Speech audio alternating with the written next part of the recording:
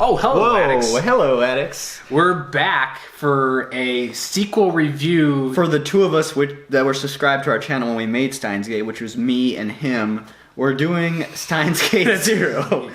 Brought up dark memories. Dark times, boys, dark times. So this show came out a while ago and finished a while ago, but we just finished watching it a couple days ago, and two things. We had to keep going back into the past so that it wouldn't be terribly late, but then, we destroyed the time machine and... It's all over. Yeah. Two things. First of all, we were totally right on speculation. Like, almost exactly right. They go to the beta timeline, and where Christina is dead and Maori is alive. Yeah. And that's basically where the whole show takes place. You have World War III happening again because of extenuating circumstances. Yeah. That is related to Christina, so she, always causes all the problems in the world. Because it's like, keep in mind, like the world line, even the beta world line is like super screwed because it's like they still haven't fixed it to where it's the World War III is preventable. So it's like it's still in the same situation as the A world line. But he's like, oh, I didn't realize it until just now. Well, I'm screwed. Well, I just wanted peace. I just wanted to live in a world where only one of my close friends died. Yeah.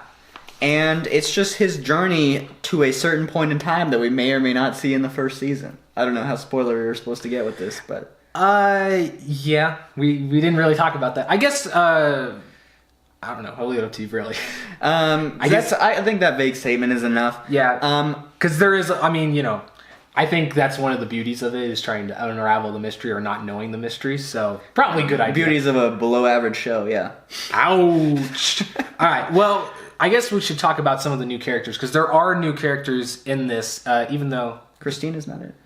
Well, she is, but she isn't. Well, she is. She also double is when she's in it for an episode. It's true. But also she is, yeah. Yeah, I guess we should say the main incarnation of Christina we see is a program named Amadeus, which is like an AI system. Which is based off Mozart. But I wish they would have used Wolfgang, just for... Yeah. Wolfgang. That would have sounded way cooler. That's the name of our fan... Well, first we're Addicts, but if you subscribe to our Patreon, then we're Wolfgangs. Classic. And also, this one website... for me to, remember or to names. Help pronounce. Yeah, it like logs me out every time. I don't know. Okay, just had to press OK. All right. So the other one is, I don't know if you want to say Mohau. Yeah, I'm just going to say Mohau. She is a scientist that was actually connected with Christina, kind of in the, whatever you want to call it. Computer tech. Yeah. Yeah, program where she helped her in America, but then was whatever you want to call it, exchange program? Yeah, exchange program. Yeah, I think that's what we want to say. And then they're part of a science organization. They're the ones that came up with the Amadeus system, and the person in charge of that is a name. Oh my gosh, he's supposed to be an American, but he has the weirdest American name. It's like Alexis Leskinen. I think he's also Russian? ? But it's weird. Like, he looks Russian and he sounds Russian, but he's supposed to be with the Americans. Which, minor spoiler, but anyway. Well, no, he's from America. Yeah. Yeah, exactly. And then who else are the main? I mean, you have Hacker's wife. Yeah. Which we kind of saw in the main series, but not that much. I'm trying to scroll to see where her name. Oh, they don't even list her as an important. Wow, that's she's not really important. We only see her for a little bit, to be honest. But the only other one I would say is the Kaguri. Kaguri, yeah. I'm not gonna. Sorry, you've known us long enough. We don't know. No last names. And she.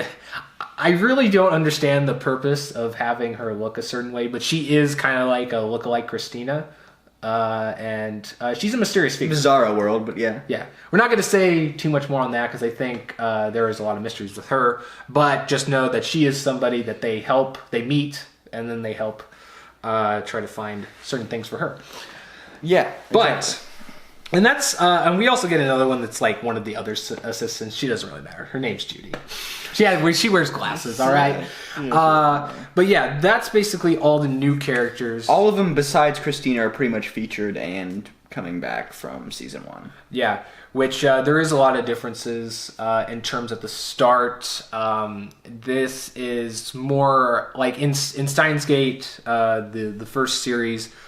We have Ocarine, who is a mad scientist, trying to figure out or I should say, trying to unlock the key of time travel and time manipulation. But in this series, it's mainly a broken Ocarine that's trying to just keep himself together and live in a life that he thinks is his only option.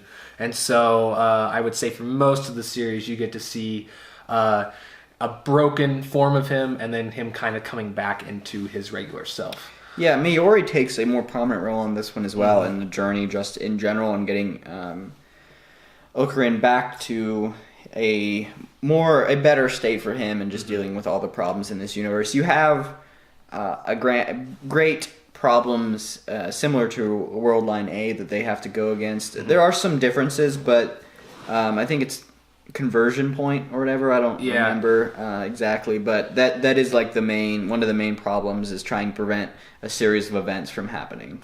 Yeah, because it's you still have the looming threat of like World War III, but it's more of like points that are happening during the World War III timeline that they're trying to change or, I guess, redirect. So this one is 24, 25, 26. I don't remember how many episodes. It's about the same length, I think, as the first season. I believe so.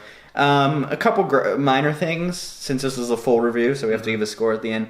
Worst naming episode scheme ever. The names for the episodes, they didn't they weren't appealing. They didn't tell you anything. I have a theory about that, which Michael's like, I will accept that theory just because it's the only way I'm not going to cringe at it. But my theory is they purposely did that because Ocarina always has these elaborate, terrible names for his, science projects. And I feel like it's maybe supposed to be like a nod to that, but it's probably not. It's probably just right. Yeah. No, you're probably right. It may be that.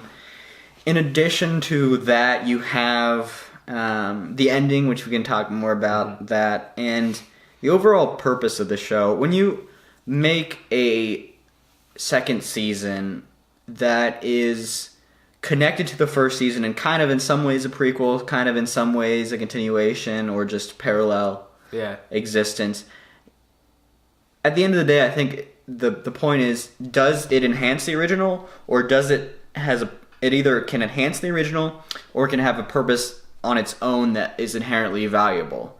And I think the central question in this review that we have to, that we want to convey to you guys is, does it fit in one of those two categories, or is it something that was unnecessary or wasn't good enough to warrant, the story wasn't good enough to warrant a whole 26 episodes? Do you want to start with that? Sure. Yeah, because a lot of that hinges on the ending, which we don't have to explain in detail. We can just talk about that. But as far as enhancing the original, there's only 2 or 3 places where it connects directly to the original story, and I think that if they would have centralized on one particular series of episodes in the future, I think I would have enjoyed the show more. As far as enhancing the original, though, in my opinion, I don't know if it really does that. If I was suggesting someone to start Steins Gate, I wouldn't necessarily suggest them to watch Steins Gate 0 either before or after you watch the original. I think it's something that if you're a super fan, it's cool. Is it as confusing as the original sometimes? Definitely. It's part of its charm, yeah. But I don't think it's something I would recommend. If I'm recommending Steins Gate, unless someone is striving for more content and wants to see the movies too. And then what's your opinion on that as far as enhancing the original? Well, I think I agree with some of those points. There is only about 2 points episodes that they really or I guess themes, a couple of episodes that they really tackle or connect to the first show that I actually really enjoyed. And part of it is just I really wish they would have capitalized on that more. It feels like the first part of this season really drags on a little too long, and it's not so much what they show in the episode. It's just certain characters being in the state that they're in. I think lugs on a little too long, and it kind of zaps my enjoyment of seeing that character, interact. So I feel like a lot of it's just the balancing. I think, in this show, I don't want to go into detail, obviously, because of spoilers, because there's heavy. But there's I would say maybe like the last 4 episodes, or 5, somewhere around there, really change what they're focusing on, or at least what they're showing in the season. And I think that's more of the intriguing part of the second season, and actually something that I think they should have capitalized on more to enhance the original. But unfortunately, they spent over half the seasoning. Wow. Second season kind of building up to that, and I think that would have really, I guess, made it a little bit better if they kind of cut that down, because at the end of the day, I think the first half of the season really just kind of gives some cool, I don't want to say fan service, but maybe just some more showing of like the light side, or the lighthearted side of these characters, and kind of, because it's supposed to be like, it's, even though it's the beta world line, it's supposed to be a better world line, so you get more moments like that than probably in the original show. And so it's just one of those things, like, you take it or leave it, but I think the back half is something that is one of those where it enhances it, but maybe at the beginning part, it's more of like in the mix between, being in relative to the season, but not being so much relative to the other show. Yeah, I pretty much agree with that. I don't want this video to drag on too long, but just to talk a little bit about the ending, I really found the ending dissatisfying as far as it. I understand where they were going with it, and I understand why they ended the way they did, because obviously they already showed you at the end of the first season, they showed you the best option. Yeah. But I feel like they didn't even commit to a true ending for the characters that we were following in the second season, if that makes sense. And also, I don't know, it just wasn't as satisfying as an ending as the first season was. Mm. Even though I feel like I would really want to see like one more episode in that best timeline, just to see how the world works out with everyone being alive. And there's also some themes that they just dropped or were pointless at the end. Like all these people flirting with Ocarine or trying to get close to him, that none of that mattered at all. Yeah, I think a lot of that too is kind of like, what I was saying is the pacing or the division of certain of the two, I guess, main arcs in the season being unbalanced, because a lot of the back half is actually where the show really gets, or the season really gets interesting, and to the point where I want to see more of, at least for me. But a lot of the things feel rushed, and then you don't really get, there's about maybe 1 or 2 more scenes that they could have showed after that I would have really appreciated, but, unfortunately I ran out of time. With that being said, I guess we could transition real quickly. What were a couple of your favorite parts of Okay, yeah, I'll just go through this. There's a couple battle scenes in an alternate reality future timeline. I'll leave it at that. That are really, really great, and also just parts with the professor who's from America. Lintaro. Yeah, all those parts are really great. What about you? To me, I really like seeing the mad scientist Ocarine. I think as just an anime in general, he's one of those just hilariously intriguing. He's one of those that it's like, he's funny, he's kind of like scary to the point of like, what he's willing to do, but just, also going through all this tragedy and whatnot. There's a lot of spectrum to his character. And so I like seeing that crazy side of him. Another thing I do like is, seeing the little bits of more characters, even though, it does get a little slow for the season. I do like seeing a little bit more of expansion on them. As far as like particular scenes that I really liked. A lot of it's in the part that's really spoilery, but I'll just say like the last 4 episodes, those are probably have some of my favorite scenes out of the season. And I won't spoil it here, but they're really great. Also, love American now. Every time the guy says something in American, it cracks me up. Oh, hi there, how's it going? Or when he, there's one that it's not very spoiler that I can say. When he comes and he's hanging out with them, and the professor thinks that the dude is a girl. Yeah, that's pretty funny. That's pretty great. Yeah. No, that's a trap. What? Yeah, that's pretty great. So what's your rating?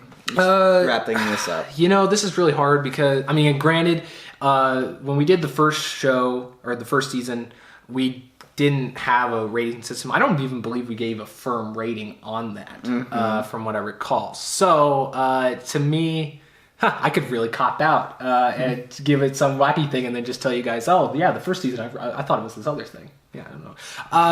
I think for me, it's, like Michael was saying, it's a good thing for super fans. I don't really know if people will be satisfied if you're, if you just liked the anime. And, I mean, even if you're super into the anime, I don't know if this season really can live up to the first one. I think the first one's just a bit higher tier than this one. So for me, I think this is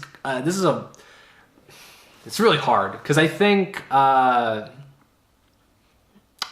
to me, I guess I'll have to label it here just in case you guys are looking for a deal. I don't know. This might make it what would you call it? Pointless to watch the other video, but it's poor quality, so maybe I should just say it anyway. So the first show I would say is about a Gotta Have It.